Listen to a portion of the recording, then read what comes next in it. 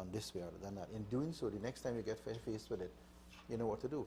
So it improves the system overall over time? It improves everything and everybody. But somebody could die in Mounto. Okay, dengue. People are dying of dengue. We're in the process of, a lot of the West Indies are reaching dengue hemorrhagic fever, type 4 I think it is.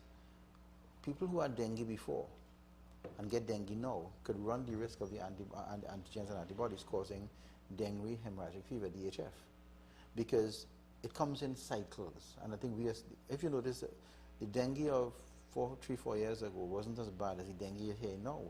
This one is dying, that one is dying, this one is dying, because they reach that stage, dengue. So if we don't have systems in place, we're going to have more deaths. And then who is going? Okay, suppose somebody goes into a nursing home, a health office or nursing home, and they go with fever, chills, and whatever, and they're given aspirin-type drugs, aspirin, cataflam, what we call NSAIDs. That will cause the platelet function in a dengue patient, right, to not work. So then they will bleed to death internally.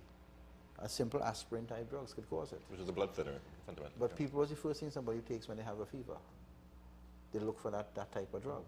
But in a dengue system, if it's not diagnosed properly and you're given that drug, you could die. So what I'm saying to you is that if that happens to somebody, there should be a central body assessing it, checking it out, and seeing that that person, who, if they made a mistake, will not make it again. But a lot of things are swept under the carpet, and I think if for the medical system and to go forward, one has to be able to address it. As I say, it's not a witch hunt. We're not going to look for people to take away their practice or take away it needs to be addressed, because it could be you, me, your family going inside of there, and you want the best. Right. Okay, well, we have a few minutes left, so I want to talk about local government elections as well, because I know that's one of the reasons we wanted to be here today. Samuel Barataria, there's a room for a lot of improvement in that area. And in terms of local government, does it really make a difference if the local government, the council, matches the national government? It would be nice. Does it make things more efficient? Because when PNM is in office, the corporation is PNM. It's a PNM corporation. It's been like 13 seats. UNC got obtained about 2, and PNM 10, 11. When I've been the member of parliament for a long time, I had real problems getting anything done from local government, because I was a opposite side MP. When Mr. Ross was there, local government, I mean, I was out the system until elections. During the elections period, the local government body was assisting to such an extent, I couldn't believe it. There were these fellows cleaning drains, fixing pavements, digging roads, laying water lines. I mean, which means to say they could do it. All because they got caught with their pants down. 2.5 years for elections. But it was a PNM corporation wanting to see a PNM government back in power. But people were fed up. In fact, that worked against them, because people said, if you could do that now, why didn't you do it before? And from 1995 to 2007, it was an ongoing war with the corporation. So if anybody's looking here tonight, if you want the corporations to work in your best interest, the people's best interest, it is nice to know that if you have a corporation and a government in sync, the member of parliament and the corporation in sync, because I can tell you it is a problem when you have another arm. But isn't it theoretically, though, good to have a kind of a balance in a democracy? Theoretically, I see. Theoretically speaking, an idealism has no place in politics at this level. But you've always been an idealist. No. You've held on to your ideals. I've held on to my ideals where my morality is concerned. Right.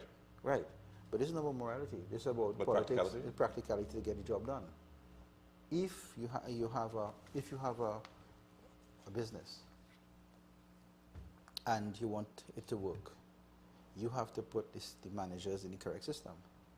I have ideals of having, I'll be honest with them, I'll pay them a fair salary, I won't work them under the minimum wage. Those are my ideals. I'm going to make sure that if you're sick and you want to take care of your children, I will help you.